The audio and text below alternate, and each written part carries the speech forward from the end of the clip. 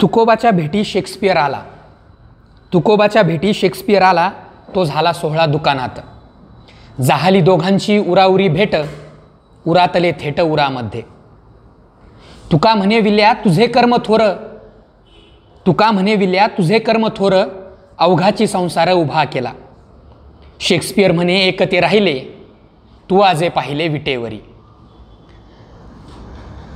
तुकोबाच्या भेटी शेक्सपियर आला ही जी गाजलेली विंदा करंदीकरांची कविता आहे बघा, त्यातल्या या काही ओळी मी म्हटलेल्या आहेत.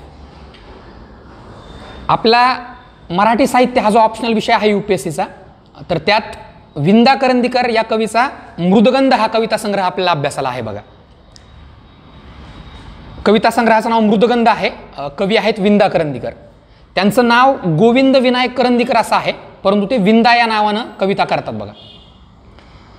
आता विंदा करंदीकर हा कवी आपण जेव्हा बघतो किंवा अनुभवतो किंवा वाचतो, तर आपल्या सहज लक्षात येतं की काय प्रकारचा एक विस्तीर्ण पट हा कवी स्वतःच्या काव्यविश्वातून किंवा इतर लेखनातूनही व्यापून घेतो. म्हणजे करंदीकरांचा तुम्ही जर का सगळ्या काव्यविश्वाचा प्रवास जरी पाहिला तरी तुमच्या लक्षात येईल की अतिशय ताकदीचा मराठी साहित्यातला आणि मराठी काव्यविश्वातला हा कवी आहे बघा.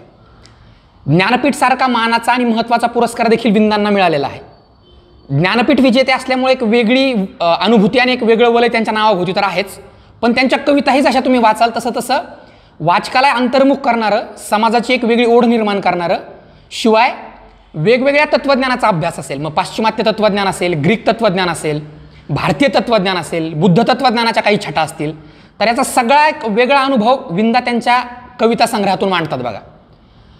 त्यांची स्वेदगंगा हा जो कविता संग्रह आहे हा खूप प्रसिद्ध कविता संग्रह आहे. आपल्याला UPSCला त्यांचा मृदगंध हा कविता संग्रह अभ्यासाला असल्या कारणानं आपण मृदगंधची एक सविस्तर चर्चा त्या अनुषंगानं करणार आहोत बघा. आता स्वेदगंगा हा त्यांचा जो कविता संग्रह आहे त्यामध्ये फार महत्त्वाच्या कविता त्यांनी लिहिलेल्या आहेत. तशाच कविता आणि त्याच अर्थाच्या कविताही मृदगंधमध्ये आलेल्या आहेत बघा. मृदगंध या शब्दाचा अर्थ जरी तुम्ही बघितला तरी एक मातीचा सुवास किंवा मातीचा दरवळ या अर्थानं त्यांना एक काहीतरी वेगळी अनुभूती त्यामध्ये सांगायची आहे का. आणि तत्त्वज्ञानाच्या दृष्टिकोनातही आपण त्याची चर्चा केली तर आपल्या लक्षात येईल की माती हे कशाचं प्रतीक आहे किंवा पाणी हे कशाचं प्रतीक आहे. मृदगंध हा नाव त्यांनी स्वतःच्या कविता संग्रहाला दिलेलं आहे, तर ते इहवादाशी निगडीत असणारं प्रतीक आहे का, त्यामुळेच ते स्वतःच्या कविता संग्रहाला मृदगंध असं नाव देतात का. तर ही देखील एक विस्तीर्ण तत्त्वज्ञानाच्या माध्यमातून आपण विंदा यांच्याबद्दल चर्चा नक्कीच करू शकतो. आता विंदा यांचं व्यक्तिमत्व जर आपण पाहिलं किंवा कवी म्हणून विंदांकडे जरी पाहिलं तरी सुद्धा त्यांनी अनेक मुलाखतीतून असेल किंवा अनेक स्वतःवर लिहिलेल्या लेखांमधूनही असेल ते असं स्पष्टपणे मान्य करतात की माझ्यावर केशवसूत असतील, मर्ढेकर असतील किंवा माधव जुलियन असतील यांचा स्पष्ट प्रभाव आहे. म्हणजे कोल्हापूरला जेव्हा ते राजाराम महाविद्यालयात शिक्षण घेत होते तेव्हा त्यांचे जे प्राध्यापक होते माधव जुलियन, तर त्यांचा स्पष्ट प्रभाव त्यांच्यावर जाणवतो आणि तेही अनेक वेळा त्यांनी मान्यच केलेलं आहे. आता विंदा करंदीकर ही अनुभूती जेव्हा आपण अनुभवतो तेव्हा आपल्या लक्षात येतं की काय प्रकारचा एक विस्तीर्ण पट विंदा त्यांच्या कवितेमार्फत व्यापतात बघा. म्हणजे संस्कृतीबद्दलचं त्यांचं असणारं आकलन असेल, ते स्पष्टपणे म्हणतात की संस्कृती हे गटार आहे. म्हणजे शोषणावर उभा राहिलेली तुम्ही संस्कृती, त्याला गोंडस नाव तुम्ही संस्कृती हे दिलं आहात, पण ते संस्कृतीला गटार म्हणण्याचं धाडस विंदा त्यांनी प्रत्येक कवितेमध्ये आणि प्रत्येक कविता संग्रहामध्ये केलेलं आहे बघा. म्हणजे अगदी प्रबोधनाचा उदार मानवतावाद असेल, इहवाद असेल, मार्क्सवाद असेल किंवा पाश्चात्य आणि भारतीय तत्त्वज्ञानाचा संगम असेल, या वेगवेगळ्या अनुभूतीतून एक विस्तीर्ण काव्यविश्वाचा पट उलगडणारा हा कवी आहे. आणि UPSCनं विचारलेले प्रश्न तुम्ही विज्ञानवरले पाहिले तरी सुद्धा इहवाद असेल किंवा त्यांच्या मार्क्सवादी जाणीवा असतील, मानवतावाद असेल किंवा तत्त्वज्ञानाच्या माध्यमातून विविधांगी केलेला त्यांचा प्रवास असेल, तर या अनुषंगानेच UPSCनंही अनेकदा विंदा यांच्यावर प्रश्न विचारलेले आहेत. विंदांनी अनेक बालकविताही लिहिलेल्या आहेत बघा. म्हणजे आपल्याला साधारणपणे असं वाटतं की बालकविता लिहिणं काय ना, म्हणजे फार सोपं काम असतं, परंतु बालकांच्या काव्यविश्वात किंवा बालकांच्या कल्पनाविश्वात जाऊन त्यांना साथ घालण्याचं एक वेगळं काम हा कवी करतो आणि त्यामुळेच या कवीचं श्रेष्ठत्व आहेत का. म्हणजे जे न देखे रवी ते देखे कवी असं साधारणपणे म्हटलं जातं बघा. तर बालकांच्याही विश्वामध्ये जाऊन वेगळ्या कविता करण्याचा अनुभव विंदांनी जो दिला आहे तो फारच कमी काव्य विश्वाला किंवा फारच कमी लेखकांना, कवींना तो साधलेला आहे बघा. म्हणजे तुम्ही विंदांच्या कवितांचे वैशिष्ट्य जरी पाहिलं तर तुमच्या लक्षात येईल की जीवनाकडे आणि काव्याकडे पाहण्याचा खुला आणि बहुतत्ववादी दृष्टिकोन हे त्यांच्या काव्याचं किंवा त्यांच्या कवितेचं फार महत्त्वाचं वैशिष्ट्य आहे बघा. म्हणजे विंदा असं नेहमी म्हणतात की एका विशिष्ट सिद्धांतात तुम्ही जीवनाला कधीच ओवू शकत नाही, त्यासाठी जीवनाकडे बघण्याचा एक बहुतत्ववादी दृष्टिकोन तुम्हाला अंगीकारावा लागेल आणि त्या अनुषंगानेच एक व्यामिश्र संकल्पना मग ती तात्विक असेल, सामाजिक असेल, इहवादी असेल किंवा मार्क्सवादी असेल, या सगळ्या संकल्पनांचा मिळूनच तुमच्या आयुष्याचा एक विस्तीर्ण पट निर्माण होतो का? आणि त्या विस्तीर्ण पटाचाच धांडोळा विंदा त्यांच्या प्रत्येक कवितेतून, प्रत्येक काव्यसंग्रहातून घेतात का? म्हणजे मानवतावादाचा एक वेगळा चर्चा असेल किंवा साम्यवादाची चर्चा असेल, आधुनिकतावादानं निर्माण केलेले एक वेगवेगळे पेच मानवासमोर असतील, तर याची ही चर्चा विंदा त्यांच्या विविध कवितेतून करतात बघा. अर्थात समकालीन जे गुण दोष समाजाचे असतात किंवा समकालीन जे पेच असतात ते सोडवणं हे तर कवीचं आद्य कर्तव्यच आहे, त्यात काही वाद नाहीच आहे. पण समकालीन विश्वाला किंवा वर्तमान विश्वाला भेदून जाऊन दिक्कालापर्यंत प्रवास करणं हे कवितेचं किंवा कवीचं एक महत्त्वाचं काम आहे का? तर तुम्ही जेव्हा विंदा शांतपणे वाचाल तेव्हा तुम्हाला जाणवेल की वर्तमान काळाचे पेच तर तेव्हाही मी मांडतातच, पण त्याही पलीकडे जाऊन दिक्कालाला भेदण्याचं जे काही वेगळं सामर्थ्य विंदा त्यांच्या प्रत्येक कवितेत अनुभवतात किंवा अनुभूती वाचकाला देतात, तर त्या अनुषंगाने देखील विंदा समजून घ्यायला आपल्याला एक मदत होऊ शकते. विंदांच्या तुम्ही कविता जरी वाचल्या तरी तुमच्या सहज लक्षात येईल की एक वेगळा करंदीकरी छंद त्यांच्या प्रत्येक कवितेत आहे बघा. म्हणजे आपण जसं नामदेव ढसाळांची कविता पाहिली, ग्रेस यांची कविता पाहिली, तर या कवितेमध्ये त्यांची एक वेगळी टर्मिनॉलॉजी आहे. म्हणजे ग्रेस हे संध्याकाळच्या कविता जसं लिहितात त्याच अनुषंगानं विंदांनी एक वेगळी इहनिष्ठ, विज्ञाननिष्ठ, मार्क्सवादी आणि आधुनिकवादी जाणीव निर्माण केलेली आहे का त्यांच्या कविता विश्वातून? म्हणजे ज्ञानपीठ मिळवलं असल्या कारणानं एक वेगळं वलय त्यांच्या नावाभोवती तर आहेच, परंतु विविध अंगी जी काही सफर विंदांनी त्यांच्या काव्यविश्वातून संपूर्ण रसिक वाचकांना घडवून आणली, तो देखील एक महत्त्वाचा परिप्रेक्ष्य त्यांच्या काव्यसंग्रहातून दिसून येतो बघा. त्यांनी आर के लक्ष्मण यांनी काढलेल्या एका स्केचवर फार महत्त्वाची कविता लिहिली होती. त्यात ते असं म्हणतात की आज आर के लक्ष्मणने लिहिली आधुनिक भारताची सर्वश्रेष्ठ विद्रोही कविता, अर्धी रेषात आणि अर्धी शब्दात. नगरपालिकेने स्वच्छतेपोटी कचऱ्याचे ढीग येथून हलवले तर आम्ही भुकेने मरू. म्हणजे केशवसूत जसं अंत्यजाचा मुलाचा प्रश्न मांडतात त्याच अनुषंगानं कचराकुंडीवर जीवन असणारे लोक जे आहेत त्यांचा प्रश्न मांडण्याचा एक वेगळा अनुभव, एक वेगळी अनुभूती विंदा आपल्याला देतात का? म्हणजे अगदी मृदगंधमधले देखील तुम्ही कविता विंदांच्या पाहिल्या तरी तुमच्या लक्षात येईल की काय प्रकारची वेगळी अनुभूती विंदा आपल्या सगळ्यांसमोर मांडतात. म्हणजे कसा मी कळेना ही कविता असेल किंवा शेवटची अगदी मित्र बाबा पछाडलेला ही कविता असेल, तर हा जो कसा मी कळेनापासून पछाडलेपणाचा अनुभव आहे तो विंदांच्या प्रत्येक कवितेतून आपल्याला मिळतो का?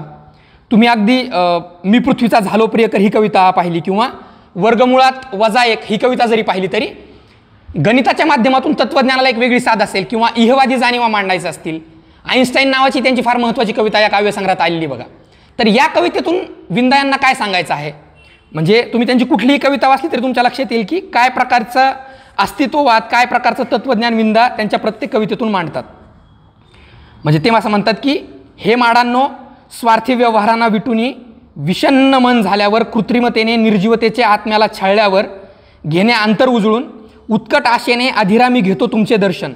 कधी न केले निराश तुम्ही मजला, सौंदर्याच्या अद्भुततेतून जीवनरस माजला दिला. म्हणजे माडांना उद्देशून विंदा मानवतेलाच एक वेगळी प्रकारची साथ घालतात का? तर हे पाहणं देखील विंदांच्या कवितेतून महत्त्वाचं ठरतं. त्यांच्या ज्या काही कविता आहेत त्यातूनही आपल्याला विंदा खूप चांगल्या प्रकारे कळू शकतात बघा. अगदी दांतापासून दांताकडे जरी त्यांची कविता पाहिली किंवा पछाडलेला ही जरी कविता पाहिली तरी तुमच्या लक्षात येईल की काय प्रकारचा अनुभव विश्व विंदा आपल्यासमोर उभा करतात. या कवितेत असं म्हणतात की यमुनेच्या काळ्या पाण्यात कालियाचा फडा आहे, गोरा गोरा ताजमहल काठावरती खडा आहे. तू म्हणालास प्रीतीच्या या समाधीवर दगडी गुलाब फुलतो आहे, मी म्हणालो यमुनेकडे ताजमहल थोडा थोडा कलतो आहे. म्हणजे ताजमहलाच्या माध्यमातून असेल किंवा विविध जे काही प्रतिमा विंदा त्यांच्या कवितेत मांडतात. म्हणजे अंधाराचा काळा हत्ती असेल किंवा गोरा गोरा ताजमहल यमुनेकडे कलतो आहे, म्हणजे यातून विंदांना काय सांगायचं आहे? आणि कसा मी कळेना इथपासनं झालेल्या प्रश्नाची सुरुवात किंवा इथपासनं कविता संग्रहाची झालेली सुरुवात, शेवटी मी तर बाबा पछाडलेला, तर ते पछाडले पण म्हणजेच विंदा आहेत का? तर हे पाहणं देखील महत्त्वाचं ठरतं. अनेक प्रेम कविता देखील विंदांनी लिहिल्या आहेत बघा. म्हणजे अगदी आपल्या प्रेम कवितेमध्ये सहसा असं वाटतं की प्रेयसीला किंवा प्रियकराला उद्देशून लिहिलेल्या कविता म्हणजे प्रेम कविता आहेत. ते तर आहेच, म्हणजे त्यात काही वाद नाहीच आहे. परंतु प्रेयसीच्या किंवा प्रियकराच्या कायामध्ये प्रवेश करून, परकाया प्रवेश करून त्याच्या अनुभूतीनं कविता लिहिणं हे जे अवघड काम फार कमी कवींना जमतं, ते करण्याचं काम विंदांनी त्यांच्या कवितेमध्ये केलेलं आहे बघा. म्हणजे त्यांच्या विविध प्रेम कविता जरी तुम्ही पाहिल्या तरी सुद्धा परकाया प्रवेश करून काय प्रकारची अनुभूती हा कवी आपल्याला देतो हे तुम्हाला नक्की कळू शकेल. म्हणजे रक्ता रक्तातील कोसळतो भिंती, मानवाचे अंती एक गोत्र, हा जो प्रत्येक कवीचा विटोपिया असतो. म्हणजे माणसाने माणसाशी माणसासम वागणे हे जे प्रत्येक कवीला साधायचं असतं तेच विंदा यांनाही साधायचं आहे बघा. त्यामुळे रक्ता रक्तातील कोसळतो भिंती मानवाची अंती एक गोत्र. म्हणजे ते स्वतः म्हणतात की केशवसुतांचा त्यांच्यावर जो काही प्रभाव आहे, एक तुतारी द्या मज आणून फुंकीन मी तिस्व प्राणाने, तर त्या अनुभूतीनंच अंत्येच्याचा प्रश्न ज्या प्रकारे केशवसूत मांडतात तसंच सगळं माणसाचं एकच गोत्र असावं हीच अनुभूती विंदांनी त्यांच्या प्रत्येक कवितेत दिलेली आहे का, तर हा देखील चर्चेचा विषय ठरेल. म्हणजे देकार्त असेल, स्पिनोझा असेल, कांट, हेगेल, शोपेनहायमर हे जे काही पाश्चिमात्य तत्त्वज्ञ आहेत त्यांचा सरळ सरळ प्रभावच आपल्याला विंदांच्या कवितेवर दिसून येतो बघा. आणि त्यांनी ते अनेक वेळा मान्य केलेलं आहे. म्हणजे फ्रॉइड आणि रसेल सारखे जे काही तत्त्वज्ञ आहेत तर स्वतःची आत्मानुभूती घेऊन आणि इहवादाशी एक वेगळ्या प्रकारचा संवाद साधून एक वेगळं तत्त्वज्ञानाचं स्वरूप विंदा आपल्यासमोर उभा करतात का, तर हे देखील विंदांच्या विविध कवितेतून पाहणं महत्त्वाचं ठरतं. जडाच्या जांभयासारखी त्यांची जी कविता आहे ती की इहवादाशी निगडीतच ही कविता आहे का. म्हणजे झाड हे काही अनुभूती ग्रेस त्यांच्या आपलं विंदा त्यांच्या कविता संग्रहातून मांडतात, तर तत्त्वज्ञानाची एक वेगळी झालर त्याला आहे. म्हणजे द्वैतवाद असेल किंवा अद्वैताची ही वेगळी चर्चा विंदा त्यांच्यामध्ये करतात का, तर हे पाहणं देखील महत्त्वाचं ठरतं. अर्थात अरिस्टॉटलचे काव्यशास्त्र आणि राजा लिअर हे जे काही त्यांचे भाषांतर आहे ते देखील गाजलेले आहे. आपला जो मुख्य उद्देश आहे तो मृदगंध हा कविता संग्रह असल्या कारणामुळं विंदांनी ज्या काही कविता मृदगंध या काव्यसंग्रहात मांडलेल्या आहेत किंवा लिहिलेल्या आहेत तर त्या अनुषंगानं आपण ही चर्चा केलेली आहे बघा. आणि UPSCनं विचारलेले प्रश्न तुम्ही विंदांवरचे पाहिले तरी तुमच्या लक्षात येईल की काय प्रकारची अनुभूती विंदांनी त्यांच्या काव्यसंग्रहातून किंवा कवितेतून दिलेली आहे. अर्थात इहवादी जाणीवा, तत्त्वज्ञानाची एक वेगळी चर्चा आणि पाश्चिमात्य तत्त्वज्ञानाची त्यांच्या प्रत्येक लिखाणात असलेली झालर, अर्थात भारतीय तत्त्वज्ञानातून त्याचा केलेला उहापोह हे देखील विंदांच्या कवितेतून पाहणं अगदी महत्त्वाचं ठरतं. विंदांनी अनेकदा स्वतःच्या मुलाखतीतून असेल किंवा दूरदर्शनवर त्यांचा नक्षत्रांचे देणे हा जो गाजलेला कार्यक्रम होता त्यातूनही त्यांना काय नेमकं त्यांच्या कवितेतून किंवा इतर लेखनातून म्हणायचं आहे तर त्याची एक सविस्तर चर्चा केलेली आहे बघा. हे बघूनही तुम्ही विंदांना बऱ्यापैकी समजून घेऊ शकता. आपला जो मुख्य उद्देश होता तो मृदगंध हा काव्यसंग्रह असल्यामुळं आपण त्याची एक सविस्तर चर्चा या अनुषंगानं केलेली आहे बघा. थँक्यू.